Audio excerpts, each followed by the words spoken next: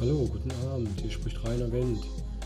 Ich würde Ihnen gerne den European Business Analysis Day vorstellen, eine Veranstaltung in Frankfurt-Eschborn, die am 18. Mai 2018 stattfinden wird. Wir haben hervorragende Speaker gewinnen können aus ganz Europa, ja sogar aus Amerika und Kanada. Und heute in diesem Video würde ich Ihnen gerne Elizabeth Larson vorstellen, beziehungsweise ein Video zeigen, das ich mit ihr auf der BBC, auf der Building Business Capability im November 2017 aufgenommen habe. Viel Vergnügen und wir sehen uns auf dem BA Day am 18. Mai in Frankfurt-Eschborn. Hello, this is Wendt in Orlando together with Elizabeth Larson from Watermark Learning. She's going to speak the closing keynote on the first European Business Analysis Day in May 2018. Welcome and thank you for the interview. I have some questions. Our motto is a future without borders in a digital world. So where do you see the challenges of the world becoming more and more digital? Many products and services can be purchased globally without borders using the internet. Is this really that easy, or what do you say about this? Well, there is so much to the digital transformation that we like to talk about, and there's so much to the borderless world. They're different, but there are intersection points, there are touch points, and there are associated challenges with each one. So there are challenges with the digital transformation, there are challenges with the borderless world, and the touch points. So for example, if I'm going to do business globally, can I really be successful if I'm digital, but I don't understand the culture of the targeted demographic? So for example, maybe I'm mining data, I'm doing some predictive analytics, so the digital transformation. How I know that a given solution will work in a particular culture, in a particular region of a particular country, within a particular age group, religious group, etc. So that touch point between the borderless and the digital, how am I going to know? And I think we're going to need business analysis to help us out with that. If I understand the culture of that demographic, but I haven't mined enough data to know what that group really wants, what kind of challenges will that present? What happens when a group really needs a product to address, let's say, machine learning, and our company isn't there yet? We cannot provide it. So these are some of the challenges that I see with being both global and digital. Globally and digitally selling companies, they undergo without doubt massive changes regarding their processes. So the customer sales representative and all the people there, they will have to change. If I just pick the sales process, I can see that the classic process where a sales representative presents products over the phone, personally, or even via a web conference, and this is more and more substituted by, let's say, computers, by artificial intelligence, or by KI. Are machines already intelligent enough to compete with real human beings? Yeah, it's such a great question. And parenthetically, some people say that the project manager is going to be replaced by machines. What about the BA? So it seems to me that we're not there yet. That perhaps in the future, machines will learn what I love to call the business analysis competencies, such as the ability to connect dots.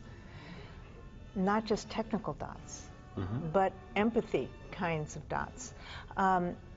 And traits such as empathy, creativity, spontaneity, ability to offer solutions based on a changing understanding of what the business problem is.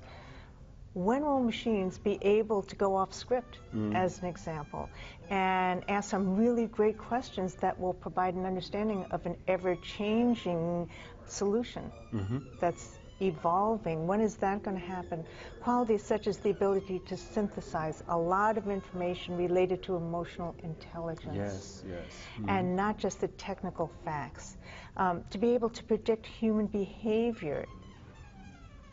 And those are the kinds of things that, yes, perhaps in the future machines will be able to do, but I think we're a ways away from that.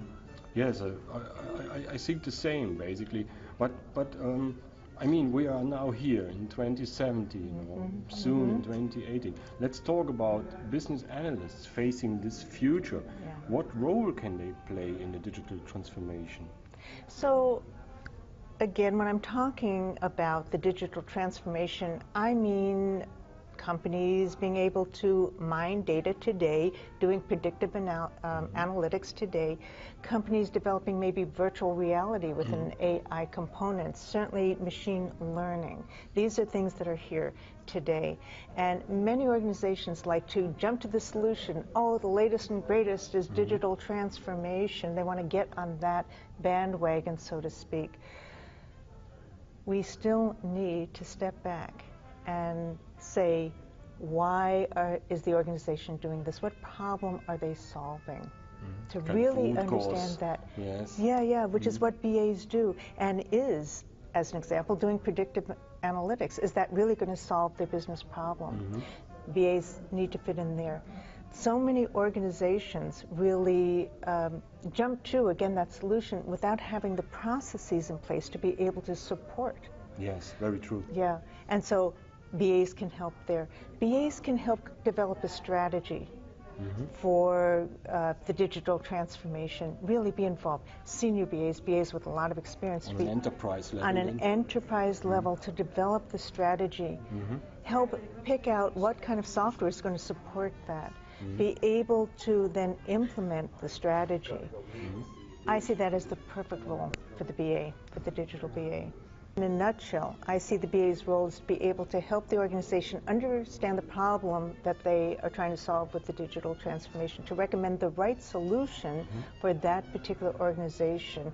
We talked about developing the strategy, developing an implementation strategy as well, and then being able to help implement it, to ensure that we have the processes in place, and to translate and interpret the technical aspects, because there are a lot of technical aspects to this, but be able to interpret it, translate it to the business in a way that it makes sense for them. They really understand what is happening. I mean, if I see the latest trends and the common ways business analysts collaborate with the business and with the IT on the other hand, there seems to be no alternative to agile. But on the other hand, there are still some skeptical managers around in the business. Right. They don't want to take over agile. They have doubts, and they don't want to invest in something which has not been specified upfront. Right. So how can we tackle this problem? This is a difficult problem. First of all, I think that one of the fundamental problems is that sometimes executive leadership doesn't connect the digital transformation with the need to work agilely. They think of agile as agile software. They're not thinking in terms of business agility. And I think, again, BAs can help them with that. But it's really important. And agile is more than just producing software very quickly. And if they, as organizations, if they want to transform into the digital age, they need to be able to understand the constant changes in the context of all the changes that are going on and be able to react to that change. They need to work agilely, and they're going to need agile projects to help them. Meaning being agile beyond software development. Exactly. Far beyond. Far beyond. Although the software, the agile software development is a component of the business agility. Yeah, but agility, if I hear agility and if other people hear agility, then it's very quickly put into, let's say, the drawer that you have to have close collaboration, collocation, you have to have whiteboards with yellow stickers, war rooms. What happens if teams and businesses are geographically dispersed, if they are on different continents even? Right. One of the myths of working in an agile environment is that teams have to be co-located. That is a myth that is out there. There is nothing in the Agile Manifesto. There is nothing in the 12 principles of Agile that say that you have to be co-located.